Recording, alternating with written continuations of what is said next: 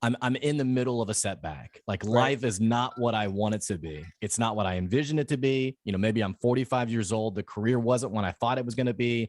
I'm not the person that I envisioned being when I first thought about this age or whatever. What's the hope for them? I mean, is this something you can develop and form?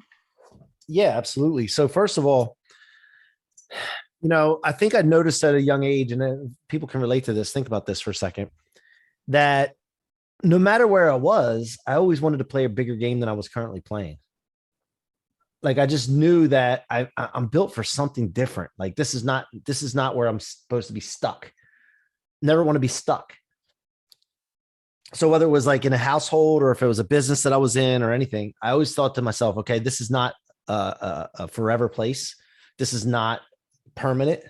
And I think that's a lesson for everybody, is that we need to remember that things aren't permanent. Everything is adaptable. Everything is, evolving, moving, or it's dead. So if you start to feel like you're stuck, that's just a story you're telling yourself. And the more you think that, and the more you say that, the more stuck you're going to be, and the more closer to death you're going to be. Yeah. So that, and the fact that I know that I'm the source, and we all are, but I know, like speaking for myself, I'm the source of everything that happens around me in my environment, my future, everything. And everybody is. I'm just aware of it. So everybody needs to really become aware of the fact that you are the source. I believe in God, creator, all powerful creator, put me on this planet and everybody else on this planet with unlimited potential. And so I feel like it's a slap into my creator's face for me not to go after my potential and everybody. Yeah. Wow. But when you deal with like a fact of being stuck or playing it small or safe and all that, if you're not aware of the fact that you're causing and creating your future, whether you're doing it intentionally or not, that's the biggest lesson I can tell you today. There's people right now who they are stuck in that victim mentality. I mean, they business was good. COVID hit, it felt out of their control. There's all this stuff happening right now that are affecting businesses. Whenever you talk to someone who is stuck in that victim mentality, do you just like jump in and just like start, encouraging them to get out of that? Or like, is it hard for you to hear someone who is sort of like bemoaning, like, oh, like it's just where, it's just how things are? I mean, yeah. I'm hyper aware of that stuff, and I try not to spend any time around people that are like that aren't open-minded and willing to listen.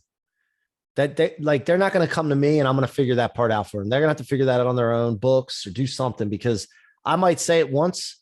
I'll put out content on social media for people to try to develop themselves based on that, but I don't want to be around it. Like it's just not something that I choose, because I believe one of my core values is emotions are contagious. Vibes matter, emotions are contagious, and I need to, that stuff creeps into you before you even know it. You hang around victims long enough, before you know it, you won't see it coming. All of a sudden, it's like water like coming in and seeping into cracks of concrete, and then it's fine until the temperature drops. When it freezes, it busts out.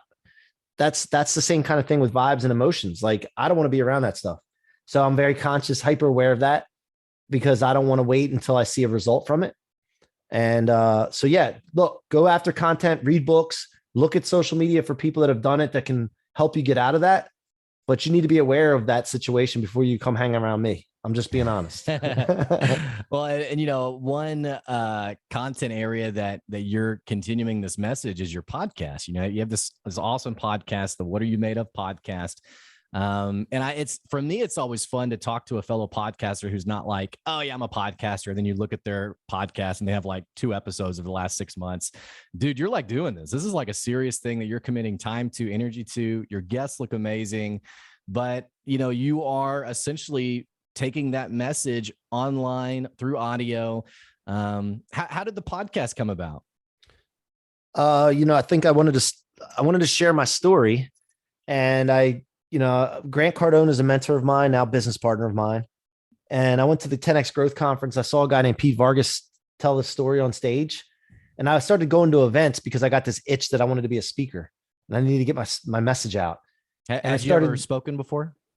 Yeah, in front of like small groups and like, I was in real estate, so realtors and things like that. Yeah. Okay. But I had this itch and I'm like, well, let me go and watch people that do it and observe them.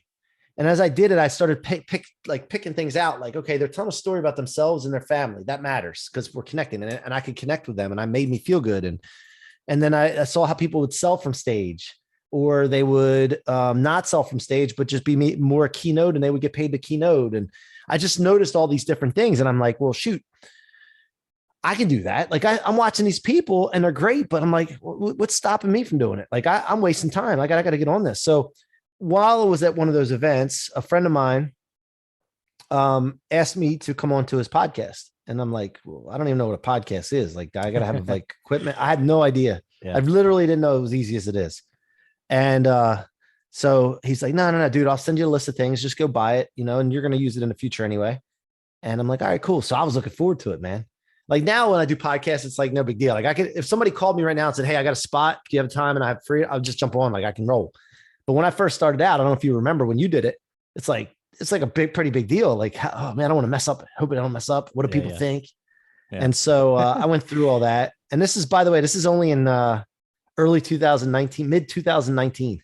Yeah. So not too long ago. Yeah. And I got on a show and I freaking loved it, man. I'm like, oh, this is what podcasting is. This is cool, man. Like I love this, so I got hooked and I decided to start my own show, man. And I talked to myself like, this is what are you made of is something I say to myself a lot. And I think I talk to myself a lot because I want somebody around me that thinks like me all the time. So I just make me talk to myself. And so I named it that because I want to bring people's stories. My guests come on and I want to know what ingredients have gone into making them. I want to know what they're made of, like what kind of trials and tribulations did they go through, because the journey to success is often too invisible. Yeah. And we see success, but we don't see what it took to get there. Yeah. So I wanted to share that. And now, just as you create a library of coaching seminars. Like I got people, I've had billionaires, celebrities, sports people, like super successful business people that I can go back, look now and say, well, I was able to ask that question and look at the answer and get like, I literally could, I think John Lee Dumas is doing this, but you could write a book on all the interviews you've done. Yeah. It blows my mind the people that I've been able to sit down with that I otherwise would never have, been in the room with, Right. One cool detail about your story though, is, you're talking about, you saw people doing things that you wanted to be able to do. And not only were you like, okay, I can do that. Like the self-confidence was there, but also you were able to sort of break down and digest like the details of how they did it. It's kind of like when you watch like an NBA player, like, do a layup. A lot of people can be like, oh, I could do that. But you don't always know the context, like the mechanics of like, how did the ball leave their fingertips, stuff like that.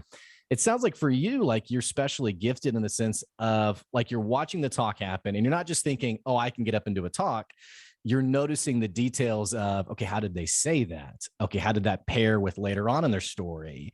And I feel like that's a pretty rare, I don't feel like a lot of us have that ability to break something down like that and really analyze it and then apply it to ourselves. That feels rare. No, well, I think it's rare that people do it. I think there's ability all over the place. And I think that when you're committed to something, and when I talk about commitment, I'm talking about commitment, not like saying you're committed. I'm just interested. Yeah. Like when you're committed to something and you want something and you want to play a bigger game, like that's what it takes. And you do what it takes. And so like, how the heck am I supposed to know how to speak or do anything if I'm not seeing the people that are doing it, and taking what they've done and learned and the time that they've put in and maybe try to shortcut the process, not half-ass it, but shortcut it, save time and money. And when I did this, by the way, I don't know about you, Blake, but like I just got obsessed and I did probably 300 interviews, just over 300 interviews in the first 12 months. And that was my show and other people's. And then from there, I just put the gas pedal down and did more. And I just knew that if I did it more, I would be better. Was there just no time for fear for you? Because like you're talking about public speaking. I mean, what's the joke about like, what are the things people are most afraid of? Like death and public speaking. Like you jumped into something that a lot of people are fearful of. It doesn't sound like you really even gave that any sort of thought or attention. No, in terms of being fearful. No, because again, you go back to the commitment. If I'm really wanting to do something bad enough, I'm not going to let someone stop me or what they say stop me or what they think stop me. That just doesn't matter to me. I don't put a lot of weight or value into it. What the value that I put into is the commitment that I made to myself to do what I wanted to do. Also, I don't worry about like, so like, remember this mission that I'm on. All people are unstoppable to live in the life of their dreams. If I'm going to serve that mission, I got to get my content out to people. I got to make sure that it's out so much that people cannot get away from it, because some people need it and they don't know that they need it and they don't want it right now. But it's got to be everywhere where they can't escape it, because I know it's the right thing. Like I want, and I know everybody wants to have the life of their dreams. So, and they want to be unstoppable to it. So I felt like I got to be omnipresent. I got to do, I'm trying to fill up the Grand Canyon here. And so that's just the way I thought. Now, I will tell you, I had no idea what it would lead to. Yeah. And it's led to some of the greatest relationships. I don't have any problem asking somebody to be a guest, like no matter how big they are. Early on, I was asking people like, hey, I would love to interview you on our podcast. Your story needs to be told. And they would say yes. And I was surprised. And I'm like, how come you said yes to me? Because you asked. Yeah. Most people don't ask. Yeah. And so it's led to some great relationships, great business opportunities, and now into the tech side of things where we're going to impact the world and really disrupt Silicon Valley.